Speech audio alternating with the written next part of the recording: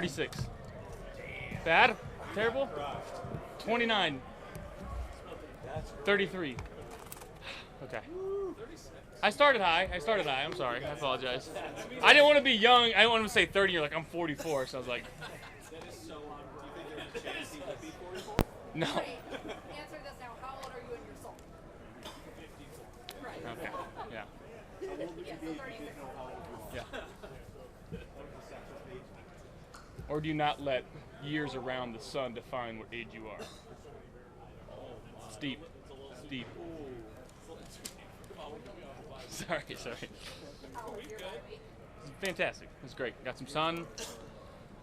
Hung out with family. It's fantastic. Yeah. As you get a bit of a breather, do you get a chance to maybe assess or put in perspective what the first 11 games of the season have been? I mean, not really. I guess to be at the bye week though at 9-2 and obviously feeling confident about what we got going on here and the guys that we have in this locker room. It's a great feeling. I'll take this bye week compared to last year's bye week. I'll tell you that. But again, we're not into the playoffs yet. Job's not finished, and we're just trying to find a way to go 1-0 this week. Josh, given that you can't control all things being equal, would you prefer not to play in the snow? Yeah, that would be ideal. Yeah, but again, if there's anybody that's done it enough, it's me. I feel like I'm very comfortable with whatever elements are thrown our way, and that's just kind of the nature of the beast of playing here in Buffalo. You have to deal with elements like this, and you know, Coach Bowl, my coach in college used to say, if you want to win in the North Atlantic, you got to train in the North Atlantic. So, being out on the cold today, a little windy, and just trying to feel like they're getting used to what it could be, and obviously it's not snowing today, but we know at some point it probably will. Josh, why has this team been so successful coming out of the lockdown? What maintains that success? I think Coach McDermott does a great job of making sure that, you know, when we get back, we're not necessarily picking up where we left off. It's more about like let's get back to what we did preseason, what we did in training camp, get back to the basics, focus on fundamentals, and just again playing situational football and doing simple better. And I think that's something that he's been preaching to us. And again, the guys in this locker room have taken that in stride over the last 7 or 8 years, whatever, however long he's been here. And again, it comes down to the guys on the field playing, but good leadership will do that. How much of that message starts before the bye, like going into it, and how much of it is once you guys get back here? Yeah, some of it starts before, just making sure that when we get back, get away from it in the bye, do what you need to do to relax and let the mind kind of be at ease. But when you come back, the vision and the goal that we have, it's still out there for us to do. So a lot of work to be done, and that's the approach that our guys have taken. I know you're just beginning preparation for this defense, but what you've looked at out there and getting ready for it, what challenges do you present? Well, Fred Warner's maybe the best linebacker in football. He flies around. I think their D-line, obviously, with Bosa and Floyd. Obviously, Floyd was here last year. Two guys that can absolutely go and get after the quarterback. I think their DBs play very well within their system. They're getting healthier. I know that they've been a little banged up over the last few weeks, but I feel like they're getting healthier, and can't control who or who plays and when they get back. But it's a really, really good defense that they fly around. They force a lot of turnovers, so we got to be on our A game. Speaking of getting healthy, so seems to be a receiving core. Not sure if Keon's going to play, but I'm sure the week off, the health of Amari and Keon for that matter. How much, as well as the guys who filled in or played, how much do you look to see this group as it was, when Amari and in his first game back, does that group kind of show? Yeah, I mean, I think it's a very versatile group, guys that, we've talked about a long time. Don't really care about where the football goes. They're just focused on doing their job. And that's from 1 to 5 or 1 to 6, and even through the P squad guys that we have in that room. They're just so focused on doing their job and executing at a high level, whether it's in the run game or the pass game. And when you got a bunch of guys that do the right things, they're typically going to be in the right spots and make the plays for you. So it's just a group that works hard. Yeah, and I love being able to play with these guys. We never asked you. You got your head examined during the Chiefs game. Everything was okay. Yeah, we're good. Thank you. Appreciate it. No, yeah. Sir. Thank you. I know he's on the other side of the ball, but Matt Milano out there without the red jersey, flying around, an individual.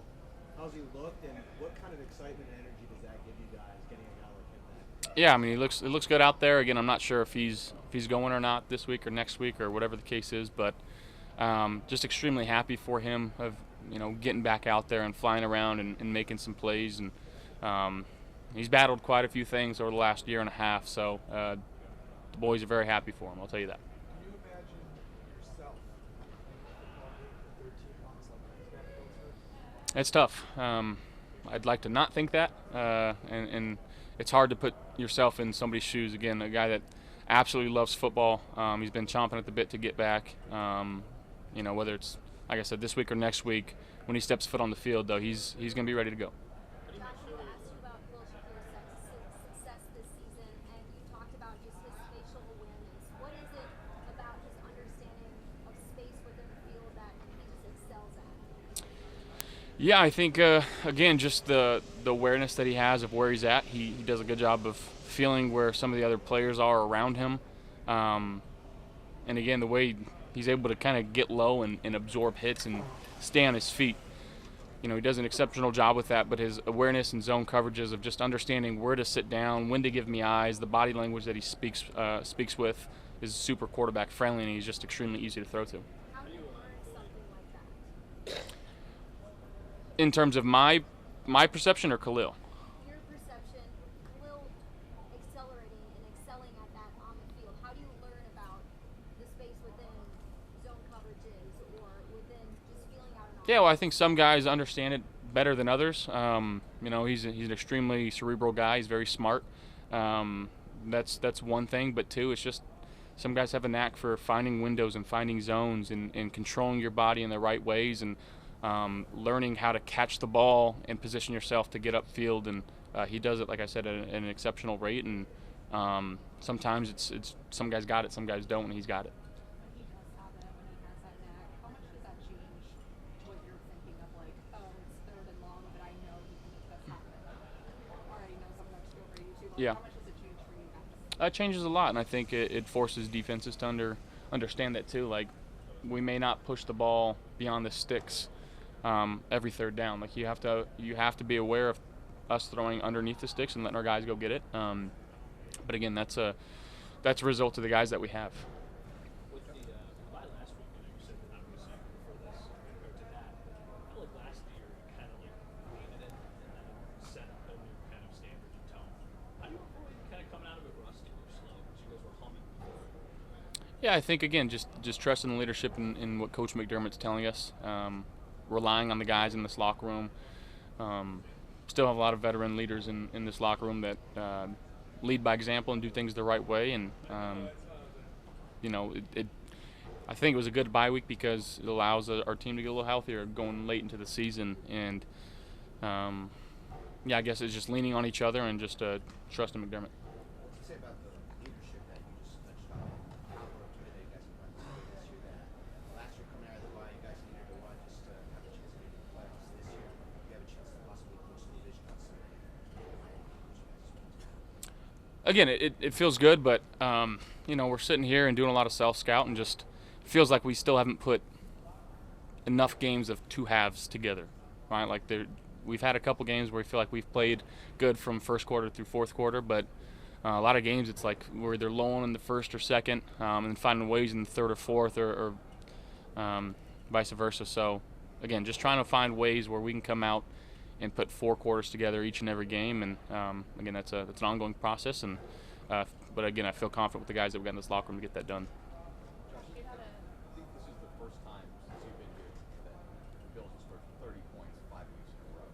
Can you just describe, how you're feeling, how you're seeing the game over this stretch? Yeah, I feel like I'm seeing it well, understanding what Joe's calling and just understanding where outlets are. I think we're doing a good job of running the ball, especially in situational spots. And again, guys are just finding ways to get open, catch the ball, and make plays for us. And when you throw that on with a defense that's scored a time or two, and again, playing smart football and taking care of the football, those are typically the results you're going to get. How meaningful is it that you're scoring 30 points, and yet you personally, your numbers are lower than they were, since going back to 2019? How meaningful is that? It's very meaningful. It means we're doing it a lot of different ways. And again, I think the most important thing is just the 9 wins. Whatever it takes, and I've said this for as long as I've been in the league, and I'll say it for as long as I'm in the league, is I don't care what the stats look like as long as the win columns are far greater than the loss column, and that's all we're trying to focus on. You've had some chances this season to go to teammates events and Khalil's adoption event, Deion's talent show. What do you like about those? What do you learn about your teammates and things like that? Well, you get to see them outside of football and outside of the facility, and again, developing relationships with your teammates, I think, is one of the coolest parts about our job, and making lifelong relationships and lifelong friendships with these guys in this locker room. And I think it's a really cool thing to see and support them in their efforts to, whether it's raise money for charity or whatever the case may be, and being there to support them because of again, how much hard work that they put into playing football and playing on this team. And so the least I can do is show up and give support. I guess.